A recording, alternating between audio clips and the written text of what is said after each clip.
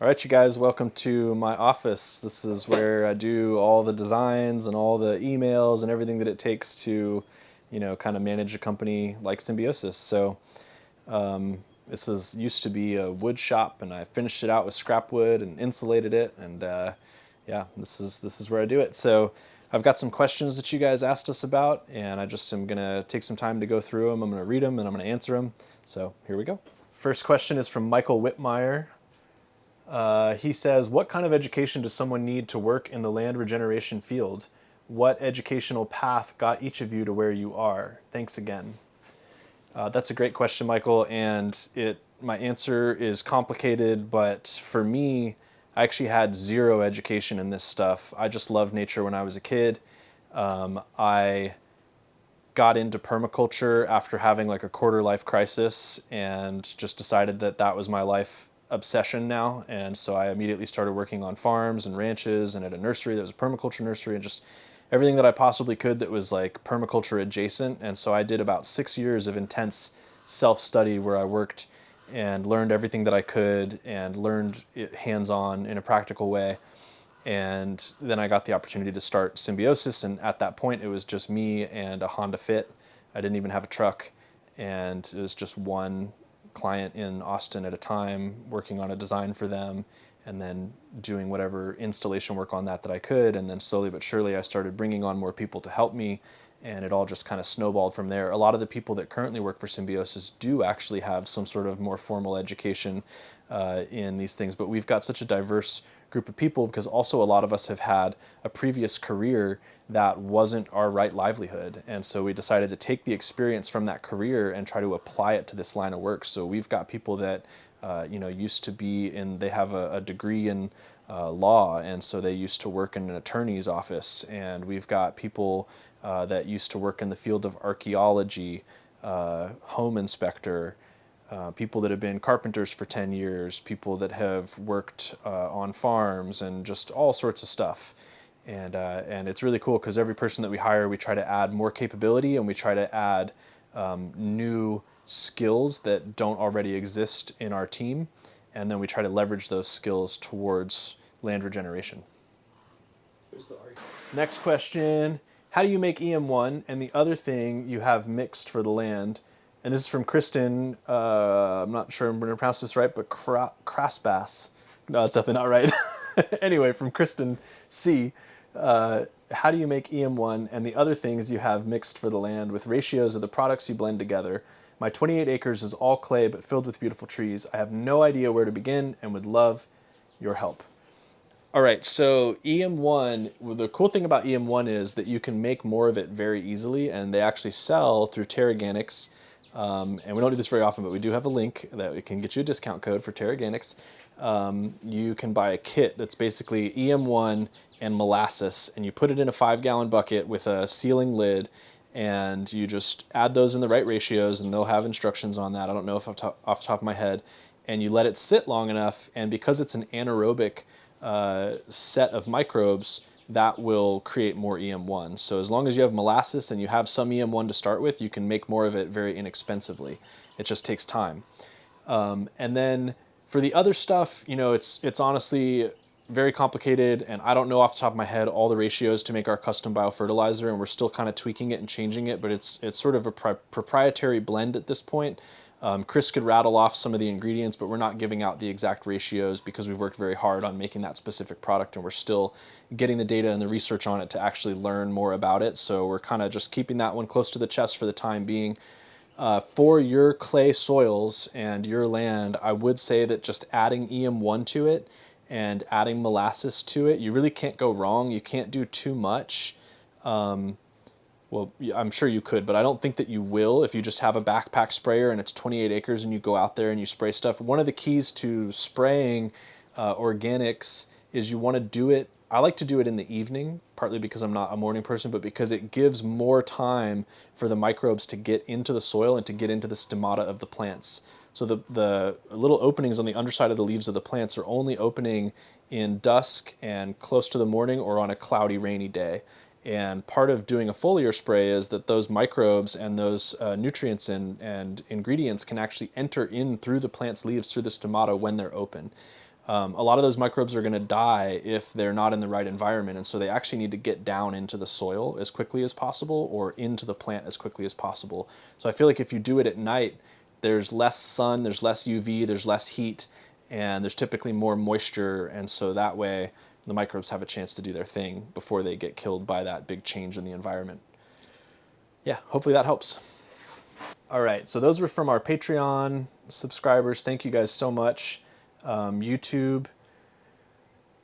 So thanks for watching our YouTube videos as well, and thanks for asking these questions instead of just commenting rudely like some people do. Why do we plant trees so close together? Man, I have this back and forth of like, there are so many people that say like plant the trees right up on each other, and then there's so many commercial operations that plant the trees pretty far apart. Some of those commercial operations plant trees closer together than you would think. Like there's orchards in Oregon and Washington that plant trees 6 feet apart. They've got good row spacing, but the trees in the row are only 6 feet apart. So I think that that's just a huge debate on like how close do you plant trees together. However, if you look at nature, which we're trying to model our systems after nature, and you just look at a native Texas forest, most of the times the trees are growing right up on each other. And there's, in a healthy forest, there's 4, 5, 6, maybe up to 10 different varieties of trees and shrubs, and they're in these mottes where they grow close together. And a lot of Texas used to be savanna land, which means that there was big open grass areas with mottes of trees like that spaced throughout it. And so there were these two different systems of grassland and little pockets of forest. And so that's kind of what we're looking at as, okay, this is what has succeeded in the past. How do we do that with plants that benefit humans?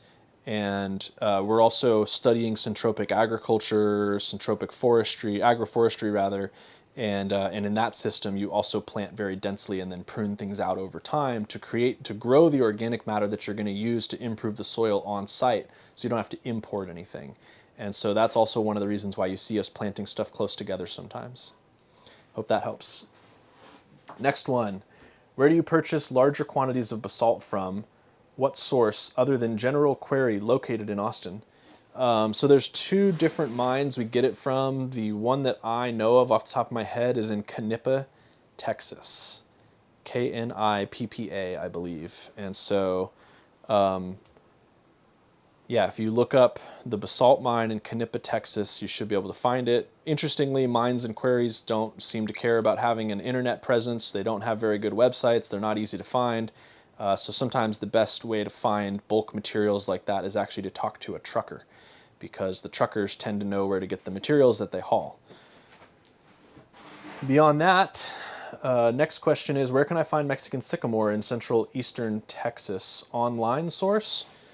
So we buy a lot of plants wholesale, so a lot of my sources are going to be more towards the wholesale side, because we want to get a lot of plants as inexpensively as possible, and you do that by going wholesale.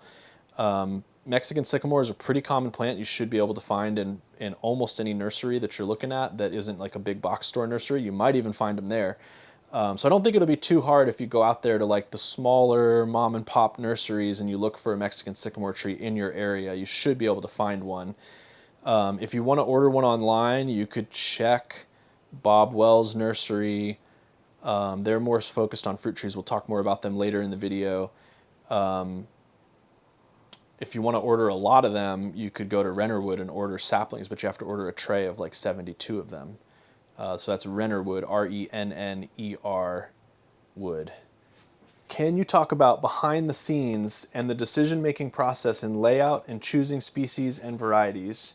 Do you look for shrubs that have health benefits for animals, for example, as the owner intends to rotate livestock here? Cheers and all the best from Germany. Great work, really. Cool, thanks. So, let's see. It's complex. The design process is less creative and less blue sky than most people tend to think it is, and more a process of elimination based on all that. So first you identify all of your constraints, be it budget, equipment, labor, desire to maintain the system. Most people, one of their top things is, I want this to be low maintenance.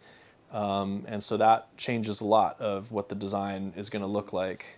the season that you're going to be planting it in, are they trying to grow food, are they not, et cetera, et cetera. So I think this one is specific to the Arborgasm project. So as far as that one goes, the parameters for that design were, we want to grow every single type of tree that will grow in this ecosystem that isn't horribly invasive or bad for the ecosystem itself.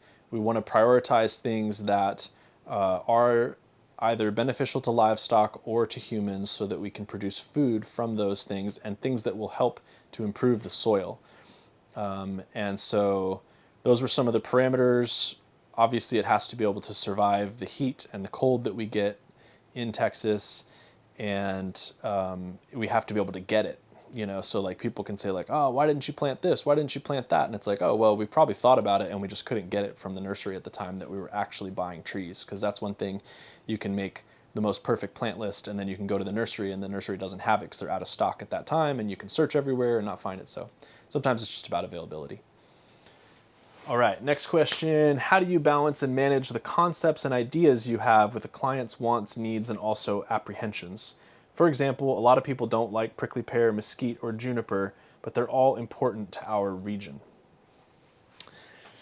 Yeah, I'd say this is where the skill and finesse of listening and talking through things becomes super important.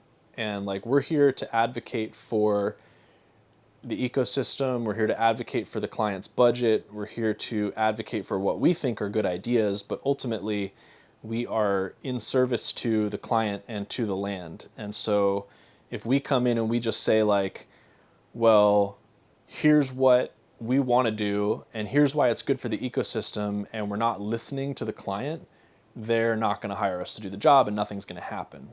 So we have to blend all these things and balance these things. And sometimes that looks like convincing the client that our idea is good. And sometimes that looks like just saying like, okay, the client doesn't like this tree. Fine. We're not going to use that tree. We're going to find another way. Or this client, insists that this be a part of it, even though we don't like that tree or we haven't had success with that tree in the past. Okay, cool. Well, how can we honestly try to improve and have success this time? So it's always a balancing act. It is challenging. People think that doing like permaculture and land design is going to be this like super creative, super expressive, fun thing. And it is cool and it is great. And it's like where all these big projects start.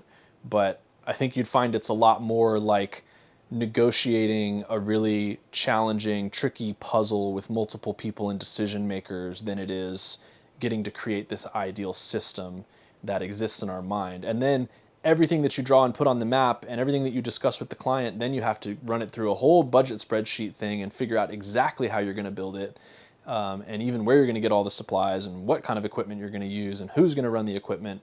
And so it all has to be practical and actually buildable as well. And you have to have enough confidence that your plan is going to work, that you're willing to stick your neck out and spend this person's money and put your reputation on the line that this is actually going to work. People have asked me where we get our fruit trees from a lot. I've bought a lot of fruit trees from Bob Wells Nursery. They changed ownership, and I really like the new owner there. His name is Ed. He's great to work with, and they've really tightened things up there.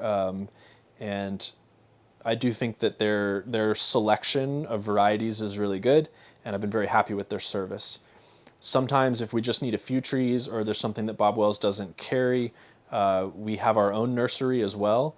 And so we try to keep that stocked and ready to go. So if we just need to replant some stuff, or like if we need mulberries, like mulberries aren't actually a very common tree to be able to buy in potted plants, or at least not some of the varieties we want. And so we keep mulberries on hand because we love mulberries. And a lot of times we'll just shop at local nurseries. We'll just go down, like there's a nursery here in Wimberley called Wimberley Gardens. I've bought a lot of stuff from them. I go to Natural Gardener. I go to whatever's close to the job site sometimes. And as long as it's organic and it's a good variety that I know to be successful, I'm happy to pay the retail price for the convenience of being able to just go and buy it and not have to order it and ship it in, especially if it's just a few trees. And it's nice to support small businesses and keep money in the local community, right? That's part of the permaculture idea and principles, is like, just like we cycle water through the ecosystem, we want to cycle money through our local community and not send it off to like a Walmart or whatever other big box store that then it just like most of that money leaves the community right away. All right, where do you buy native plants in general? Our favorite supplier for native plants is a wholesale nursery called Native Texas. And if you're in the trade of landscape work, I highly recommend checking them out. They're awesome, great plant quality, great selection. If you're more just trying to get plants for your own DIY projects, I really like Natural Gardener. They're a great nursery. Shoal Creek, Barton Springs Nursery, those are good ones. Oh dang, there's that one down in South Austin. I'm forgetting the name. Great Outdoors. Great Outdoors is a good one. Yeah, I think those are some of my favorites. There's other good ones that I'm definitely leaving out, but if you're in the Austin area, that's a good place to start. And they all have native plants, they have edible plants, and they have nice example gardens at Natural Gardener that I think are super cool to walk around and check out. What is the runoff calculation for roof area for rainwater catchment systems, and how do you size a rain tank? So let's say generally you get 600 gallons of rainwater per 1 inch of rain per 1,000 square foot roof. So if we have a 1,000 square foot roof, we're going to get 600 gallons for 1 inch of rain, and we will often get 10 inches of rain. As we're recording this, we've gotten like 5, 6, 7 inches of rain in the last 3 days in some places here. So we want to size the tank to be able to catch 10 inches of rain at a time, because it's not uncommon for us to go through a cycle where we get 10 inches of rain in a short span. And that way we can bank that rain up in the spring, we can carry that water through the summer, and then we can do it again in the fall and carry it through winter. So that would mean if you had a 1,000 square foot roof, you would install a 6,000 gallon rain tank based on those calculations in order to be able to store 10 inches of rain. And so whatever you take 600 times your 1,000 square feet of roof space. So if it's 3,000, then it would be 600 times 3, and then I multiply that number by 10, and that gets me my rain tank size. That's probably confusing just hearing that verbally, but there's lots of places you can check that out online. But I think that the big thing that's unique about Central Texas is the multiplying your number by 10, catching 10 inches of rain. And if you can install a bigger rain tank than that, sometimes it's worth it to do so. How do you get topography maps? So I can remember back when we started, it used to be really hard to get topography maps, and they weren't very good. And so that was a real struggle for many years. And now they have flown planes over almost everything, it seems like, but definitely all of Texas. And so we use the GIS mapping database to pull topography based on LiDAR. And that goes down to 1 foot elevation intervals, which is pretty detailed, which is great. It shoots through the tree cover, so we get the actual elevation of the ground even in heavily forested areas, which is great. And actually, if you guys need topo maps for your projects, we're happy to help you with that, and it's pretty inexpensive. So we've actually got a link on our website in the Contact Us page that's just for topography maps. You can send us an inquiry, and we'll get you hooked up. And the reason for topo maps is to see how water moves across the property, for site planning, for where do you put structures, all sorts of stuff like that. Why do you plant non-natives?